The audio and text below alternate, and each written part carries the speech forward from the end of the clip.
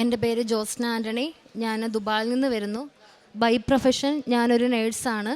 2020 ഫെബ്രുവരി 4 ഞാൻ എടുത്ത ഉടമ്പടിയുടെ എനിക്ക് മാതാവ് വഴി ലഭിച്ച അനുഗ്രഹങ്ങൾ സാക്ഷ്യപ്പെടുത്താനും 2024 ഏപ്രിൽ മാസം ഓൺലൈൻ ഉടമ്പടി വഴി മാതാവ് എനിക്ക് തന്ന സാക്ഷ്യങ്ങളും സാക്ഷ്യപ്പെടുത്തുവാനാണ് ഞാനിവിടെ നിൽക്കുന്നത്.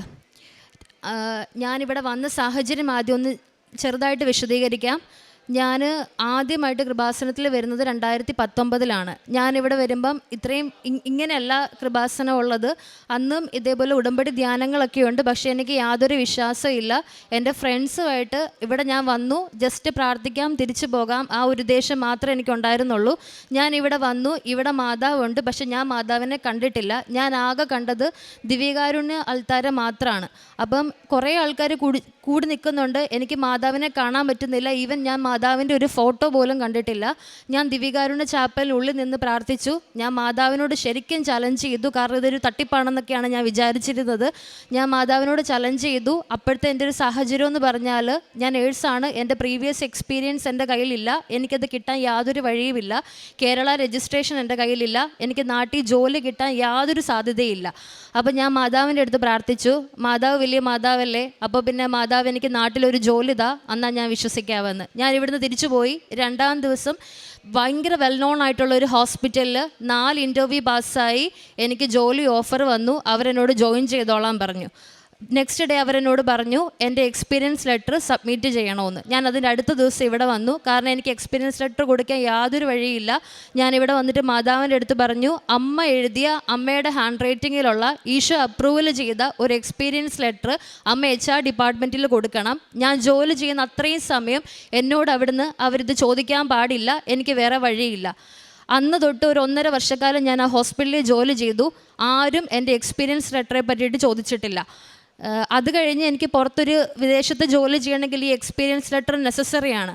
ഞാനൊരു കഴിഞ്ഞ 10 മാസമായിട്ട് ഈ എക്സ്പീരിയൻസ് ലെറ്റർ കിട്ടാൻ വേണ്ടിയിട്ട് പ്രീവിയസ് ഹോസ്പിറ്റലുകാരെ കോൺടാക്റ്റ് ചെയ്യുന്നുണ്ട്. അവിടുത്തെ ചെയർമാനുമായിട്ട് എനിക്കൊരു തർക്കം ഉണ്ടായി. അതുകൊണ്ട് എൻ്റെ പേര് പറഞ്ഞാൽ പോലും പുള്ളിക്ക് ദേഷ്യമാണ്. ഇത് തരത്തില്ലെന്ന് എൻ്റെ അടുത്ത് ഉറപ്പിച്ച് പറഞ്ഞ കാര്യമാണ്. എനിക്കിത് കിട്ടത്തില്ല, ഒരു സാധ്യതയില്ല. എനിക്കിതെൻ്റെ വീട്ടിൽ പറയാൻ യാതൊരു വഴിയില്ല. വീട്ടിൽ പറഞ്ഞാൽ മാതാപിതാക്കൾക്ക് ഞാൻ പറയുന്ന രീതിയിൽ ഒരിക്കലും മനസ്സിലാകത്തുമില്ല. എൻ്റെ തെറ്റുകൊണ്ടാണ് എനിക്കത് കിട്ടാത്തത്. എനിക്ക് 6 എടുത്തും പറഞ്ഞ് 6ടെയും ഒരു റെക്കമെൻഡേഷൻ ഒന്നും കിട്ടാനില്ല. ഞാൻ ഇവിടെ വന്നു. 10 ഫെബ്രുവരി 2024 ഞാൻ തീർത്ഥാടന ഉടമ്പടി എടുത്തു. അന്ന് ഈ പള്ളിക്കകത്തിരുന്ന നിയോഗങ്ങൾ എഴുതുന്നത് ഞാൻ ഏറ്റവും ലാസ്റ്റ് പോയിരുന്ന നിയോഗം എഴുതി. കാരണം ആരും കാണരുത്, എൻ്റെ അമ്മ എപ്പുറത്തുണ്ട്, ഈ ഒരു നിയോഗം വെക്കുന്ന എൻ്റെ അമ്മ കാണരുത്, അമ്മയ്ക്ക് അറിയത്തില്ലല്ലോ. ഞാൻ ഇവിടുന്ന് മാതാവിനോട് പ്രാർത്ഥിച്ച, അമ്മ എനിക്ക് എക്സ്പീരിയൻസ് ലെറ്റർ കിട്ടണം, ഇതെൻ്റെ ഫ്യൂച്ചറാണ്, എനിക്ക് വേറെ വഴിയില്ല. ഞാനത് കഴിഞ്ഞ് ആ നിയോഗം വെച്ച് പോയി പ്രാർത്ഥിച്ചു. സമയവും ഡേറ്റ് ഇട്ടും പ്രാർത്ഥിച്ചു. ഞാൻ ഡേറ്റ് ഇട്ട് ആ വെച്ച സമയത്ത് ഞാൻ പ്രത്യക്ഷീകരണ പ്രാർത്ഥന ചൊല്ലി കൈവിരിച്ച് പ്രാർത്ഥിച്ചു. അതേ സമയത്ത് മാതാവിൻ്റെ ഉള്ളിൽ പറഞ്ഞു ഞാൻ ചെയർമാനെ ഫോൺ ചെയ്യാൻ. ഞാൻ നേരിട്ട് ഹോസ്പിറ്റലിൻ്റെ നമ്പറിൽ വിളിച്ചു, ചെയർമാനെ കോൺടാക്റ്റ് ചെയ്തു. എൻ്റെ അടുത്ത് അത്രയും കാലം സംസാരിക്കാൻ തയ്യാറാകാതിരുന്ന അയാൾ എൻ്റെ അടുത്ത് സംസാരിച്ചു. എന്നോട് പറഞ്ഞു, തൽക്ഷണം പറഞ്ഞു, വന്ന് എക്സ്പീരിയൻസ് ലെറ്റർ കളക്ട് ചെയ്ത് കൊണ്ടുപോയിക്കോളാൻ പറഞ്ഞു. അത് കഴിഞ്ഞ് ഞാൻ ഇവിടെ എൻ്റെ ഉടമ്പടി ഞാൻ തുടർന്നുകൊണ്ടേയിരുന്നു. ഉടമ്പടിയിൽ എൻ്റെ മറ്റൊരു നിയോഗമായിരുന്നു, എൻ്റെ അച്ചാച്ചൻ, എൻ്റെ ഫാദർ, ആള് നല്ല മാതാവിനോട് വിശ്വാസമുള്ള ആളാണ്. കൊന്തജലം ഞങ്ങളെ പ്രാർത്ഥിക്കാൻ പഠിപ്പിച്ചതൊക്കെ ഞങ്ങളുടെ അച്ചാച്ചനാണ്. പക്ഷേ ഞാൻ കൃപാസനത്തിൽ വരുന്നതിനോട് എൻ്റെ അച്ഛന് യോജിപ്പില്ല. കാരണം എൻ്റെ പള്ളി മാതാവിൻ്റെ നാമധേയത്തിലുള്ള പള്ളിയാണ്. അവിടെ പ്രാർത്ഥിച്ചാലും മാതാവുണ്ട്, ഇവിടെ പ്രാർത്ഥിച്ചാലും മാതാവുണ്ട്. നീ എന്തിന് കൃപാസനത്തിൽ പോകുന്നു എന്ന് പറഞ്ഞ് എൻ്റെ ഫാദർ എന്നെ വഴക്ക് പറയുമായിരുന്നു. അപ്പം ഞാൻ കുറേ പ്രാവശ്യം എക്സ്പ്ലെയിൻ ചെയ്തു, കുറേ പ്രാവശ്യം അപ്പനെ തിരുത്താൻ നോക്കി. അപ്പം സമ്മതിക്കുന്നില്ല, മദ്യപാനം നിർത്തുന്നില്ല. ഞാൻ മാതാവിൻ്റെ അടുത്ത് വന്ന് പറഞ്ഞു, ഞാൻ ഇനി എൻ്റെ അച്ഛനെ കൺവീൻസ് ചെയ്യിക്കത്തില്ല, ഒരിക്കലും ഞാൻ കൺവീൻസ് ചെയ്യിക്കത്തില്ല. ഞാനായിട്ട് പറഞ്ഞ് അച്ഛൻ ഒരിക്കലും കൃപാസനത്തിൽ കൊണ്ടുവരത്തില്ല. മാതാവ് തന്നെ വിളിച്ച് ഇതിനൊരു തീരുമാനം ഉണ്ടാക്കണമെന്ന് പ്രാർത്ഥിച്ചു. 2021 സ്വമേധ എൻ്റെ ഫാദർ ഇവിടെ വന്നു, ഉടമ്പടി എടുത്തു, മദ്യപാനം ഉപേക്ഷിച്ചു. ഇപ്പം 2024 ഇപ്പോഴും ഉടമ്പടി ജീവിതം നയിക്കുന്നു. ഒരു ദിവസം പോലും പരിശുദ്ധ കുർബാന മുടക്കാത്തതോ കുർബാന സ്വീകരിക്കാത്തതോ ഇല്ല. വലിയ അനുഗ്രഹത്തിൽ എൻ്റെ കുടുംബം പോകുന്നു, കുടുംബ സമാധാനത്തിൽ പോകുന്നു. 4-മത്തെ കാര്യം, ഞാൻ ജോലി ചെയ്തുകൊണ്ടിരുന്ന ഹോസ്പിറ്റലിൽ ഞാൻ വിദേശത്തേക്ക് ഒരു ജോലിക്ക് വേണ്ടി മാതാവിനോട് നിയോഗം വെച്ച് പ്രാർത്ഥിച്ചു. ഞാൻ വർക്ക് ചെയ്തിരുന്ന ഹോസ്പിറ്റലിൽ ഒരു ഡോക്ടറിൻ്റെ ഇൻഫ്ലുവൻസ് വഴി ഞാൻ വിദേശത്തേക്ക് പോകാൻ വേണ്ടി 4.5 ലക്ഷം രൂപ കൊടുത്ത് ഒരു തട്ടിപ്പിനിരയായി. ഞാൻ അവിടെ കയറി ചെന്നു, എക്സാം ഒക്കെ പാസ്സായി. മാതാവിൻ്റെ കൃപയെ മാതാവ് പറഞ്ഞു തന്നു. ഞാൻ ടപ്പേന്ന് DH എക്സാം എല്ലാം ക്ലിയർ ചെയ്തു. 1 മാസത്തിനകം ഞാൻ അവിടെ ചെന്നു. അവിടെ ചെന്ന് കഴിഞ്ഞപ്പോഴാണ് ഞാൻ അറിയുന്നത് ഇതൊരു വലിയ തട്ടിപ്പാണ്. ഒരു ഇമ്മോറലായിട്ടുള്ള ഒരു ലേഡിയാണ് എന്നെ കൊണ്ടുപോയിരിക്കുന്നത്. എൻ്റെ ജീവിത അന്തസ്സിനും എൻ്റെ സാഹചര്യത്തിനും നിരക്കാത്ത ഒരു രീതിക്കാണ് അവരെന്നെ ഫോഴ്സ് ചെയ്തുകൊണ്ടിരുന്നത്. പൈസയും പോയി, ജോലിയുമില്ല, ആരുമില്ല, എന്ത് ചെയ്യണമെന്നറിയാത്ത അവസ്ഥ. ഒരു ബെഡ് സ്പേസ് ആണ്, റൂമിൽ പാകിസ്ഥാനി ലേഡികളാണ്, എനിക്കറിയുന്ന ലാംഗ്വേജ് സംസാരിക്കുന്ന ആരുമില്ല, ആഹാരമില്ല. ഒരു 20-25 ദിവസം എൻ്റെ വീട്ടിൽ പോലും പറയാൻ പറ്റാത്ത സാഹചര്യത്തിൽ ഞാൻ ഒരു മുറിക്കുള്ളിലായിരുന്നു. എനിക്ക് ആകെ പ്രാർത്ഥിക്കാനും സംസാരിക്കാനും മാതാവ് ഈശോയും മാത്രമേ ഉണ്ടായിരുന്നുള്ളൂ. ഞാൻ ബൈബിൾ വായിച്ചു, പ്രത്യക്ഷീകരണ പ്രാർത്ഥന ചൊല്ലി, ജപമാല ചൊല്ലി. വളരെ അത്ഭുതകരമായിട്ട് എനിക്കൊരു ഇൻ്റർവ്യൂ അറ്റൻഡ് ചെയ്യുകയും അവരോട് ഞാൻ ഇതെല്ലാം എക്സ്പ്ലെയിൻ ചെയ്യുകയും അവരെനിക്ക് ജോലി തരികയും എനിക്ക് സുരക്ഷിതമായ ഒരു അക്കോമഡേഷൻ ഒരുക്കി തരികയും ചെയ്തു. ഞാൻ 4 വർഷം സക്സസ്ഫുള്ളായിട്ട് അവിടെ ജോലി ചെയ്തു. ഇപ്പോൾ ഇവിടെ ഇറങ്ങി. അത് കഴിഞ്ഞിട്ടുള്ളത്, ഞാൻ ജോലി ചെയ്തുകൊണ്ടിരുന്ന സമയത്ത് എനിക്ക് ചിക്കൻ ബോക്സ് വന്നു. ചിക്കൻ ബോക്സ് വന്ന സമയത്ത് ഞാൻ ബെഡ് സ്പേസിലുള്ളത്, എൻ്റെ വേറെ കൺട്രിയിൽ നിന്നുള്ള ആൾക്കാരൊക്കെ എൻ്റെ റൂമിൽ താമസിക്കുന്നുണ്ട്. അപ്പം ഇതൊരു പകർച്ചവ്യാധിയല്ലേ, ഞാൻ കാരണം മറ്റുള്ളവർക്ക് വരരുതെന്നുള്ള ഒരു, നമുക്ക് വേറെ റൂം എടുത്ത് താമസിക്കാനൊന്നും ആ സമയത്ത് സൗകര്യമില്ല, ആർക്കും ഇതിനു മുന്നേ വന്നിട്ടില്ല. അപ്പം ഞാൻ കാരണം മറ്റുള്ള ഒരാൾക്ക് ഉണ്ടാകരുതെന്നുള്ള ഒരു ഇതെനിക്കുണ്ടായിരുന്നു. ഞാൻ ഉടമ്പടി തൈലം പൂശി എൻ്റെ ബെഡിൻ്റെ 4 സൈഡിലും എൻ്റെ മുറിക്കുള്ളിലും ഞാൻ ഇത് തൈലം പൂശി പ്രത്യക്ഷീകരണ പ്രാർത്ഥനയും വിശ്വാസ പ്രമാണവും ചൊല്ലി പ്രാർത്ഥിച്ചു. ഞാൻ 10-11 ദിവസത്തിനകം ഞാൻ ക്യൂറായി. എൻ്റെ റൂമിൽ ഒരാൾക്ക് ഇത് വന്നില്ല. എൻ്റെ മുഖത്തോ എൻ്റെ ശരീരത്തോ എവിടെയോ ചിക്കൻ ബോക്സ് വന്നതിൻ്റെ ഒരു പാടും ഇപ്പോൾ അവശേഷിക്കുന്നില്ല. അങ്ങനെ ഒരു രോഗം വന്നോന്ന് പോലും ആൾക്കാർ എന്നെ കളിയാക്കി ചിരിക്കാറുണ്ട്, കാരണം ഞാൻ ലീവ് വെറുതെ എടുത്തതാണെന്നൊക്കെ പറഞ്ഞിട്ട്. അത് കഴിഞ്ഞ് ഞാൻ 4 വർഷം അവിടെ ജോലിയിൽ തുടർന്നു. എൻ്റെ ജോലിയിൽ തടസ്സവും സങ്കടങ്ങളും ഒക്കെ ഉണ്ടാകുന്ന സമയത്ത് ഞാൻ എൻ്റെ ഹോസ്പിറ്റലിൽ ഉപ്പിട്ട് പ്രാർത്ഥിക്കും. ഉപ്പിട്ട് പ്രാർത്ഥിച്ച തക്ഷണം എനിക്കുള്ള എല്ലാ പ്രശ്നങ്ങളും, എന്നെപ്പറ്റി ഇപ്പോൾ ആരെങ്കിലും എന്തെങ്കിലും പറഞ്ഞ് എനിക്ക് എന്തെങ്കിലും ഒരു വിപത്ത് വരുന്ന സമയത്ത് പരിശുദ്ധ അമ്മയുടെ സംരക്ഷണം ഞാൻ എപ്പോഴും അമ്മയുടെ അടുത്ത് പറയും, അമ്മയുടെ മേലങ്കിക്കുള്ളിൽ എന്നെ പൊതിഞ്ഞ് സംരക്ഷിക്കണേ എന്ന്. സമയത്തിൻ്റെ മേലും സഞ്ചാരി മാതാവുമായ മാതാവ് ഞാൻ ഇപ്പോഴും വിശ്വസിക്കുന്നു, സദാസമയം എൻ്റെ കൂടെ എൻ്റെ അമ്മയുണ്ട്. പിന്നീട് ഞാൻ ഈ ജോലിയിൽ നിന്ന് മാറണം, എനിക്കൊരു ഗ്രോത്ത് വേണം, എനിക്കൊരു സാലറി ഇൻക്രിമെൻ്റ് ഒന്നും കിട്ടുന്നില്ല. അപ്പം ഞാൻ വേറൊരു ജോലിക്കായിട്ട് ഇപ്പോൾ ട്രൈ ചെയ്യുന്നുണ്ടായിരുന്നു. ഞാൻ പ്രത്യക്ഷീകരണ പ്രാർത്ഥനയുടെ കൂട്ടത്തിൽ 1 ദിനവൃത്താന്തം 4:10 പറഞ്ഞ് പ്രാർത്ഥിക്കാൻ തുടങ്ങി. അവൻ ഇസ്രായേലിൻ്റെ ദൈവത്തോട് പ്രാർത്ഥിച്ചു, ദൈവമേ അവിടുന്ന് അനുഗ്രഹിച്ച് എൻ്റെ അതിരുകൾ വിസ്തൃതമാക്കണമേ, അങ്ങയുടെ കരം എന്നോട് കൂടി ഇരിക്കുകയും വിപത്തുകളിൽ എന്നെ സംരക്ഷിക്കുകയും ചെയ്യണമേ. അവൻ്റെ പ്രാർത്ഥന ദൈവം കേട്ടു. ഇത് പറഞ്ഞ് ഞാൻ പ്രാർത്ഥിക്കാൻ തുടങ്ങി. അൺഎക്സ്പെക്റ്റഡ് ആയിട്ട് എനിക്കൊരു ഇൻ്റർവ്യൂ വന്നു കുമൈറ്റ് പ്രോവട്രിക്കിൻ്റെ. ഞാൻ ആ ഇൻ്റർവ്യൂ ഹാളിൽ പോകുമ്പോഴേ എനിക്ക് സംശയം, ഇതെനിക്ക് ദൈവം തന്നു തന്നെയാണോ, അതെൻ്റെ തോന്നൽ കൊണ്ട് ഞാൻ തന്നെ അങ്ങ് വരുന്നതാണോ, എനിക്ക് ഇനിയും കുഴി ചാടാൻ വയ്യ, ഒത്തിരി പ്രശ്നങ്ങളിൽ കൂടെ ഞാൻ വന്നതാണ്, എനിക്കതുകൊണ്ടൊരു പേടി. ഞാൻ ആ ഇൻ്റർവ്യൂ ഹാളിൽ ചെല്ലുമ്പോഴത്തേക്കും കുറേ ആൾക്കാരുണ്ട്. ഒരു ഹാളിൽ നിറയെ ഇൻ്റർവ്യൂ അറ്റൻഡ് ചെയ്യാൻ വേണ്ടി വന്നിരിക്കുന്ന ആൾക്കാരാണ്. അപ്പോഴത്തേക്കും എനിക്ക് ഭയങ്കര പേടി. പക്ഷേ ഞാൻ ഇവിടുന്ന് പ്രത്യക്ഷീകരണ പ്രാർത്ഥന 33 പ്രാവശ്യം ചൊല്ലി. ഇൻ്റർവ്യൂവിന് ഫസ്റ്റ് വിളിച്ച കാൻഡിഡേറ്റ് ഞാനാണ്. ഞാൻ ആ ഹാളിലേക്ക് പോകുന്നതിന് മുന്നേ പിന്നെ സംശയം, ഇത് മാതാവ് തന്നതാണോ. എൻ്റെ നേരെ ഒരു കുട്ടി എപ്പോഴത്തേക്കും നടന്നു വന്നു. ഞാനതിൻ്റെ മുഖമല്ല കാണുന്നത്, കഴുത്താണ് കാണുന്നത്. കഴുത്തിൽ കൃപാസനത്തിലെ മാതാവിൻ്റെ കാശരൂപമാണ് ഞാൻ കാണുന്നത്. ഞാൻ ഭയങ്കര കോൺഫിഡൻ്റായി ഞാൻ പോയി. എനിക്ക് ഫസ്റ്റ് അറ്റംപ്റ്റിൽ തന്നെ ഞാൻ ഇൻ്റർവ്യൂ പാസ്സായി പുറത്ത് വന്നു. പരീക്ഷ എഴുതേണ്ട സമയമായി, വളരെ ലിമിറ്റഡ് ടൈമേ ഉള്ളൂ. എനിക്ക് പരീക്ഷയ്ക്ക് പഠിക്കാൻ സമയമില്ല, എനിക്ക് ജോലിയുണ്ട്, ഡെയിലി ഡ്യൂട്ടിക്ക് പോകണം. ഞാൻ 4 ദിവസം ടൈം എടുത്ത് പ്രോമെട്രിക്കിന് വേണ്ടിയിട്ട് ട്രൈ ചെയ്യാൻ വേണ്ടി പഠിക്കുന്നത്. പക്ഷേ എനിക്ക് പഠിച്ചതൊന്നും തലേ കയറുന്നില്ല, പഠിക്കാൻ പറ്റുന്നില്ല, എൻ്റെ സാഹചര്യങ്ങൾ അങ്ങനെയൊന്നുമല്ല. അപ്പം ഞാൻ പഠിച്ചു, മാതാവിൻ്റെ കാശുരൂപം മേടിച്ച് പോയി. ഞാൻ പോകുന്ന വഴിക്കെല്ലാം ആകാശം സിൽവർ ഗ്രേ കളറിലായിരുന്നു. അവിടെ ചെന്നിട്ട് എനിക്ക് ഒരു അഷുറൻസ് കിട്ടണം, മാതാവ് എൻ്റെ കൂടെ ഉണ്ടെന്ന് ഞാൻ പ്രാർത്ഥിച്ചു. അപ്പോഴത്തേക്ക് എൻ്റെ മൊബൈലും എൻ്റെ സാധനങ്ങളും എല്ലാം വെക്കാൻ വേണ്ടിയിട്ട് എനിക്കൊരു ലോക്കർ തന്നു. ഞാൻ ആ ലോക്കർ ലോക്ക് ചെയ്ത് നോക്കുന്ന സമയത്ത് ആ ലോക്കറിൽ 2 ബട്ടൺസ്, ആ ബട്ടൺസിൽ ഒരു ബട്ടൺസ് രാവിലത്തെ പ്രത്യക്ഷീകരണ പ്രാർത്ഥനയുടെ സമയത്ത് കത്തിക്കുന്ന നീലത്തിരിയും വൈകിട്ടത്തെ പ്രാർത്ഥനയുടെ പച്ചത്തിരിയും. എനിക്ക് ഉറപ്പായി മാതാവ് എൻ്റെ കൂടെ ഉണ്ടെന്ന്. ഞാൻ പരീക്ഷ വളരെ സുഖമായിട്ട് എഴുതി. എനിക്ക് അവർ പറഞ്ഞു തരുന്ന പോലെയായിരുന്നു. ഞാൻ അവരോട് ചോദിച്ചു റിസൾട്ട് എപ്പോൾ വരും. 24 മണിക്കൂർ പറഞ്ഞു. 15-20 മിനിറ്റിനുള്ളിൽ എൻ്റെ റിസൾട്ട് വന്നു. ഞാൻ പാസ്സായി. പരിശുദ്ധ അമ്മ ഉടമ്പടി വഴി എനിക്ക് തന്ന അനുഗ്രഹങ്ങളാണിത്.